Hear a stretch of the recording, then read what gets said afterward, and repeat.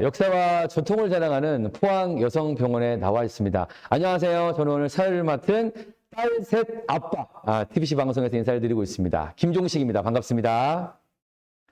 그리고 오늘 제 옆에는 산부인과 전문의 우리 배철성 과장님께서 나와 계시는데요. 안녕하세요.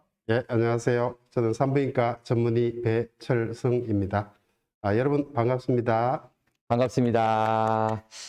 제가 듣기로는 이 태교를 전문으로 하는 산부인과 의사가 경북에서는 우리 배철성 원장님이 제가 유일하다고 들었거든요.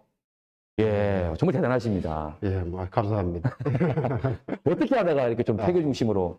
이 사실 예. 이제 태교 저희 나라에 대한태교연구회라는 모임이 있습니다. 이게 1999년도에 발족이 됐는데요. 제가 그 당시에는 의과대학 교수를 하고 있을 때인데 전국에 병원 산부인과 교수뿐만 아니라 문학을 하시는 분, 그다음에 과학을 하시는 분, 카이스트 교수들도 있고 전국에 한 50여 분의 교수들이 모여서 대한태교연구회라는 모임을 만들었어요. 그 당시에 저도 이제 같이 참석을 해서 태교 연구가로서 계속 매년 같이 저희들이 심포지움도 하고 연구 발표도 하고 이렇게 함으로써 태교에 대한 걸 좀 더 과학적으로 증명해보자 하는 그런 취지로 이렇게 연구를 하고 있습니다.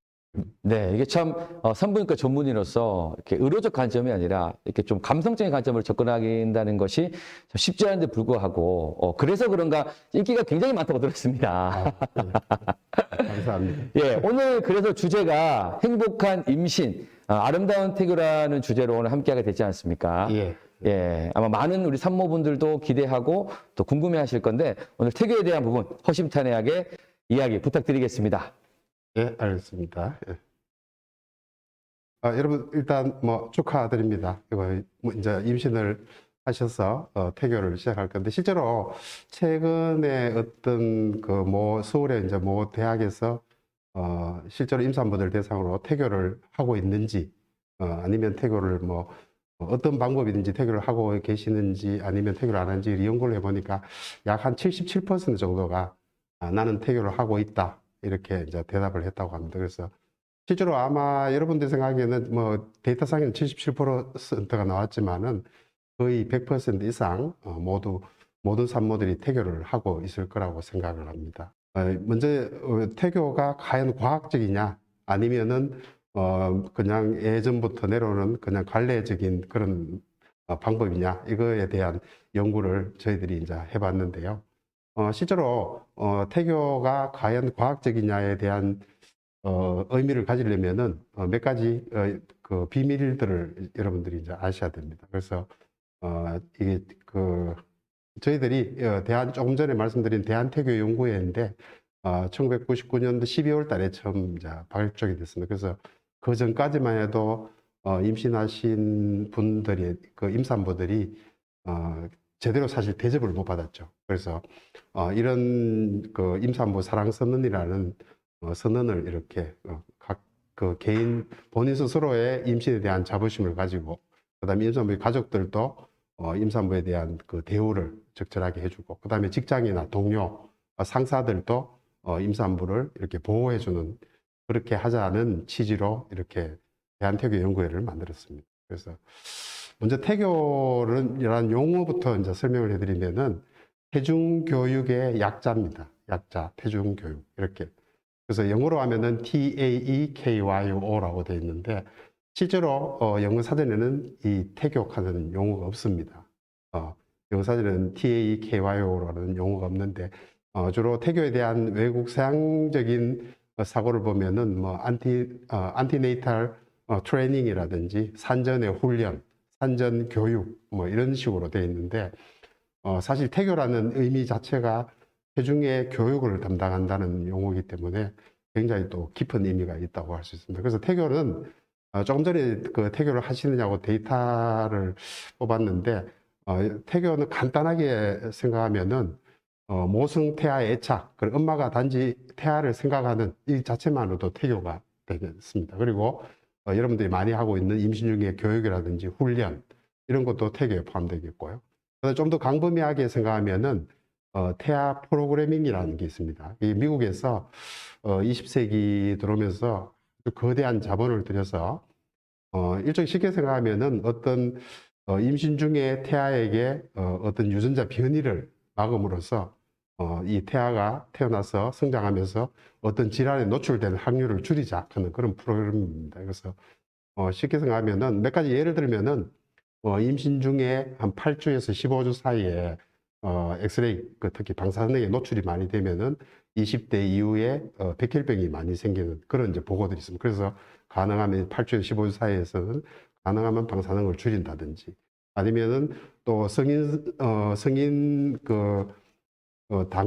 당뇨가 생기는 기전도 임신 중에 어떠한 음식물의 독성에 의해서 노출이 많이 되면은 태어나서 성인성 당뇨가 생긴다든지 이런 이제 보고들이 많이 있습니다. 그래서 임신 중에 어떠한 독성 물질이나 이런 과도한 스트레스를 피해 줌으로써 성인이 되었어도 어떤 성인병들을 예방할 수 있는 그런 계획을 갖고 있는 것도 태교에 들어가겠습니다.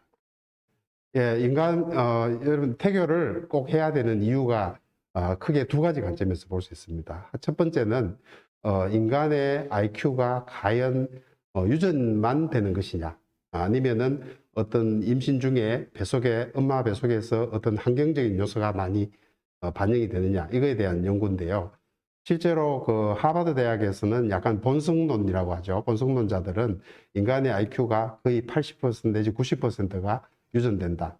나머지 10% 미만만이 어떤 외부적인 환경에 영향을 받는다. 이렇게 이제 보고를 했습니다.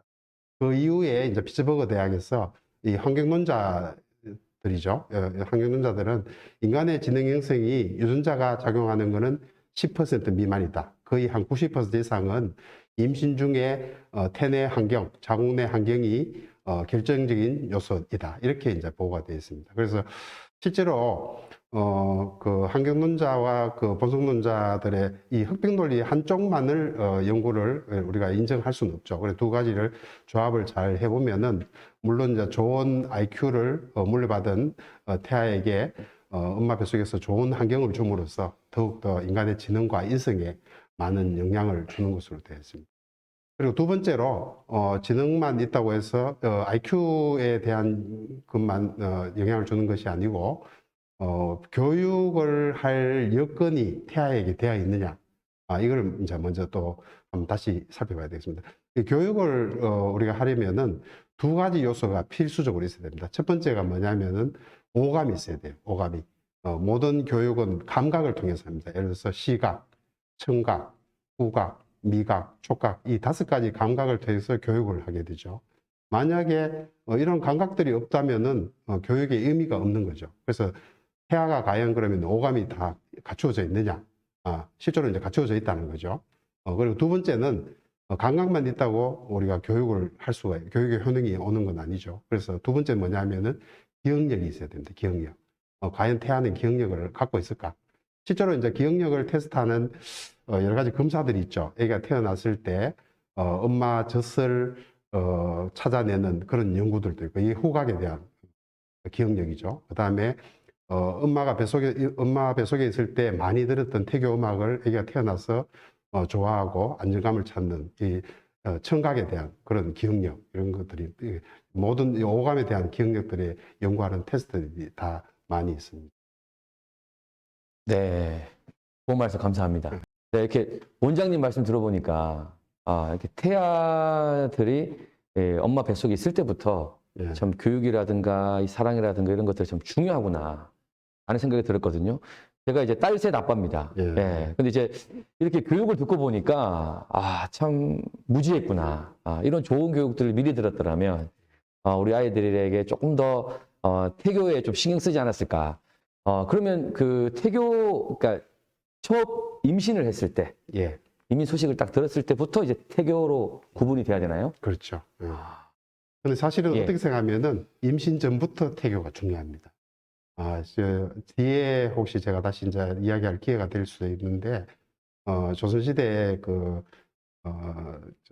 사주당 이시 라는 그 부인이 태교 신기라는 책을 지었어요. 이게 조선시대의 하나의 태교 교본이 되는데, 거기 내용에 보면 여러 가지가 있는데, 아버지 날 낳으시고 어머니 날 기르시고 하는 많이 들어보셨죠? 네. 그런 것도 이제 태교 신기에 있는 이야기입니다. 그래서 사실 아버지가 날 낳았다는 게 말이 좀 이상하죠. 근데 실제로 그분의 의미로 따지면은 아버지가 엄마 뱃속으로 아기를 낳은 거죠. 그리고 아기를 낳고 아기는 엄마 뱃속에서 1년을 크는 겁니다. 그래서 아버지 날 낳으시고 어머니 날 기르시고 그런 태교의 의미에서 보면 그게 정당한 용어가 되겠죠. 그리고 또 그분이 그 다른 말을 하신 게 부승태교를 굉장히 강조했습니다. 그리고 산전태교, 임신전태교 이런 거 굉장히 중요하게 여겼는데요. 그분 말씀 중에 한 가지가 또 이런 게 있습니다. 아기가 태어나서 10년을 교육한 것보다 엄마 뱃속에서 1년의 교육이 더 중요하다. 그리고 엄마의 뱃속에 1년을 교육하는 것보다는 하루 저녁에 아버지의 정심, 발을 정자, 마음심자거든요. 정심함이 더 중요하다. 이렇게 이제 이야기를 했어요. 그래서 사실 부성태교 그리고 산전태교, 임신하기 전부터 태교를 하는 것도 굉장히 중요합니다. 실제로 여러분들이 과학적으로도 이게 증명이 되는 게요. 보통 부부관계 할 때 그날 배출되는 정자는 적어도 3개월 전부터 경모세포에서 만들어지는 겁니다. 그래서 적어도 3개월 전부터 아기는 벌써 태생을 할 준비를 하고 있는 것입니다. 그래서 적어도 임신 전부터 이 태교에 대한 개념을 가지시는 게 중요하게 되겠습니다. 예, 이 방송을 보시는 엄마들이 이 영상을 빨리 아빠들에게 지금 공유하고 있는 소리가 들리거든요. 네, 그래서 요즘은 예. 아마 병원에 가시면은 의사 선생님들도 아마 이런 내용들을 다 알고 계시니까 임신하기 계획하기 적어도 한 2, 3개월 전부터 아빠하고 엽산을 같이 엄마와 같이 먹도록 이렇게 권유하고 있습니다. 그래서 그런 것도 이제 산전태교의 하나의 방법이 되겠죠. 네, 좋은 말씀 감사합니다. 네.